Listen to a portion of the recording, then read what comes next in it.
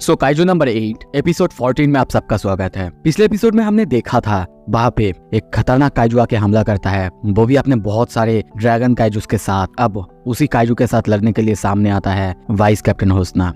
अब आगे वीडियो में आगे बढ़ने से पहले अगर आपको काइजू नंबर 8 के पावर और एबिलिटीज के बारे में जानना है तो मेरे दूसरे चैनल पे एक वीडियो आ चुका है, उसमें आप जाके देख सकते हो। मैं डिस्क्रिप्शन में और पिन कमेंट में लिंक दे दूंगा। सो एपिसोड के शुरू में हम एक लेडी ऑफिसर को देखते हैं जो कि एक काइजू के सामने है और वो काइजू उसे मारने के लिए आगे बढ़ता है, उसके ऊपर आग फेंकने के लिए तैयार होता है। तभी दूसरी तरफ हम देखते हैं कापका को, वो अपना पार्शियल ट्रांसफॉर्मेशन से अपने पैरों को ट्रांसफॉर्म करता है ताकि बाकी कोई समझ ना पाए और दौड़ के उस लेडी ऑफिसर के पास जाता है और उसे बचा लेता है। वो ऑफिसर उसे थैंक यू कहती है और कहती है, अरे मिस्टर हिबिनो, आप तो सूट का इस्तेमाल करना सीख गए।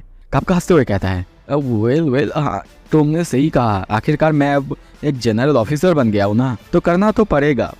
और दूसरी तरफ हम देखते हैं वो काइजू फिर से उन पर अब आग से हमला करने वाला था। कापका के पास अब और कोई रास्ता नहीं था, वो सामने की तरफ जाके खुद खड़ा हो जाता है ताकि वो उस ऑफिसर को बचा सके। पर तभी देखते हैं वो काइजू वहां से उड़ जाता है और जब वो लोग सामने देखते हैं कि किकोरू वो अपने उस बड़े से हथियार यानी एक्स से उस काइजू की हालत एक ही बार में खराब कर चुकी थी। तभी पीछे से आवाज आता है, सर आप यहाँ पे? और हम वहाँ पे रेनो इचिकावा को देखते हैं।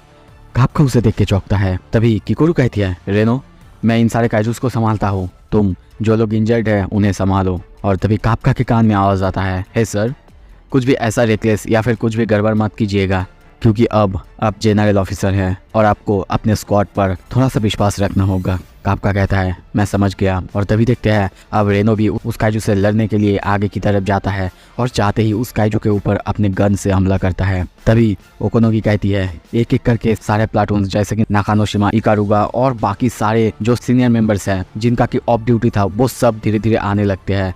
ये देख के सभी खुश होते हैं, कापका भी बहुत ज्यादा खुश होता है। तभी कापका उस लेडी ऑफिसर यानी मिनासे से कहता है, मिनासे चलो अब हम हमारा काम करते हैं, हम दूसरों को जो कि इंजर्ड है उनको बचाते हैं और उनको सेफ जगह पे ले जाते हैं। वो दोनों जाने लगते हैं और कापका मन में सोचता है, मैन वो लोग सच में बहुत अमेजिंग है। आई मीन किकोरू, इचिकावा और सबके सब बहुत बहुत अमेजिंग है और मैं इसी डिवीजन का पार्ट हूँ। सीन शिफ्ट होता है। तभी हम वाइस कैप्टन होसना को देखते हैं, उसके सामने वही काइजू आगे आ रहा था।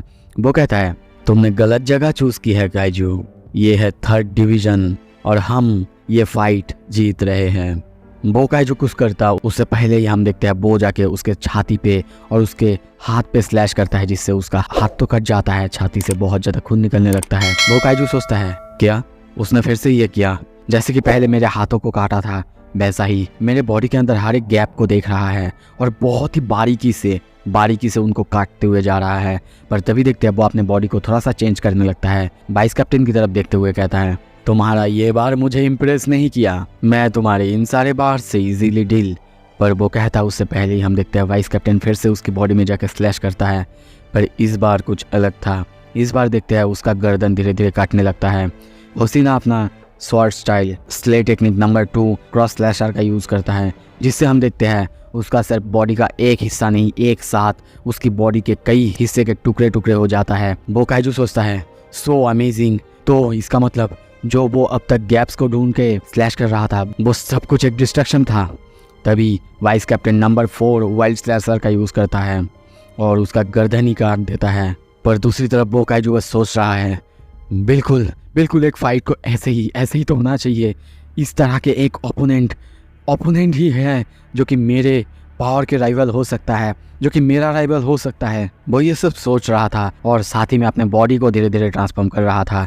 दूसरी तरफ हम मिस्टर होसना को देखते हैं, वो अभी भी उसके ऊपर एक के बाद एक स्लैश करे जा रहा था, उसके सर में ब्लो मारे जा रहा था। पर दूसरी तरफ वो बस सोचता है, राइवल, मुझे ऐसे ही राइवल की जरूरत तो थी। उसे पंच मारने जाता है, उसका पंच उस तक पहुंचता उससे पहले ही उसका हाथ पूरी तरह से स्लैश हो जाता है, टुकड़े टुकड़े हो जाता है। वो बिल्कुल समझ नहीं पा रहा है कि ये सब क्या हो रहा है। पर तभी उसके पीछे वाइस कैप्टन को देखते हैं। वो कहता है, तुमको पता है ना तुम्हारा कोर ये जैसा मैंने एक्सपेक्ट किया था उससे बहुत ज़्यादा छोटा है। और तभी देखते हैं वो काइजू पीछे देखता है, पर अब तक उसकी बॉडी बहुत ज़्यादा टुकड़ों में स्लैश हो चुका है। उसकी बॉडी में चारों तरफ हम काट देखते हैं और vice captain number 6 8 fold slasher का यूज़ करता है। दूसरी तरफ ओकोनोगी और बाकी सबको ये देख के खुश होते हैं। ओकोनोगी कहती है उसने कर दिया उसने। और तभी वाइस कैप्टन सामने देखता है और चौंकते हुए कहता है नहीं हुआ है अब तक। और अब हम उस काइजू को ट्रांसफॉर्म होते हुए देखते हैं। बहुत ज़्यादा उसका बॉडी को साइज़ में और जाइगेंटिक होते हुए देखते हैं। कुछ देर बाद देखते हैं उस काइजू का साइज़ अभी भी बढ़ते हुए जा रहा था। वाइस कैप्टन उसे देखता है। ओकोनोगी उसे देखते हुए बस डर चुकी है और कहती है मुझे ये मत बताना कि। दूसरी तरफ कापका को तभी देखते हैं। वो भी बहुत ज़्यादा हैरान होता है, शॉक होता है। मीना से उसको देखते हुए कहती है मिस्टर हिबिनो क्या हुआ है, क्या आप ऐसे क्यों कर रहे हैं।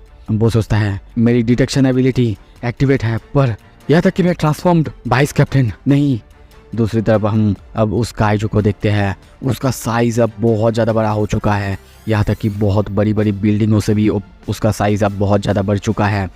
और वाइस कैप्टन उसे देखते हुए कहता है नहीं ये तो अब जाइंट बन रहा है, पता नहीं इसका कोर कहाँ पे शिफ्ट हो चुका है, मैं तो इसकी पूरी बॉडी डिस्ट्रॉय भी नहीं कर पाऊंगा। और तभी देखते हैं वो काइजू बहुत ज़्यादा बड़ा हो चुका है और बड़ा होने के बाद उसकी बॉडी की चारों तरफ से बहुत गर्म स्टीम की हवा निकलने लगता है। चारों तरफ फॉग फैल जाता है। वाइस कैप्टन सोचता है नहीं ये सब क्या है, सुपर हाई टेम्परेचर स्टीम। नहीं मैंने सही नहीं किया, इसको ट्रेनिंग ग्राउंड में लाना सही नहीं था, बिल्कुल सही नहीं था। और तभी ओकोनोगी कहती है सर इसका फॉर्टिट्यूड लेवल, सर ये जितना हीट डिस्चार्ज कर रहा है उसके हिसाब से ही इसका फॉर्टिट्यूड लेवल बढ़ रहा है सर। अभी इसका फॉर्टिट्यूड लेवल है नहीं, ऐसा नहीं होना चाहिए 9.0। और तभी उस काइजू को आप फुल्ली ट्रांसफॉर्म हुए देखते हैं। वो बहुत ज़्यादा बड़ा और जाइंट बन चुका है, ज़ोर से रॉर करने लगता है। उसे देख के, उसकी पावर को देख के ओकोनोगी सोचती है नहीं अगर इसका ताकत इतना ज़्यादा है इसका मतलब वाइस कैप्टन खुद इसे अकेले हैंडल नहीं कर सकते। वो ये सब सोचती तभी देखते हैं वहाँ पे वो काइजू अब बहुत खतरनाक एक पंच मारता है। उसकी एक पंच की वजह से वो जगह की हालत बहुत ज़्यादा ख़राब हो जाता है। आप पैनल में देख लो उस जगह की हालत बहुत ज़्यादा टेरिबल हो जाता है। पर दूसरी तरफ हम देखते हैं वाइस कैप्टन किसी तरीके से उसको चकमा देके उसके हाथों से उसकी तरफ उसे मारने के लिए जाता है और रिटर्न स्लैशर का यूज़ करता है।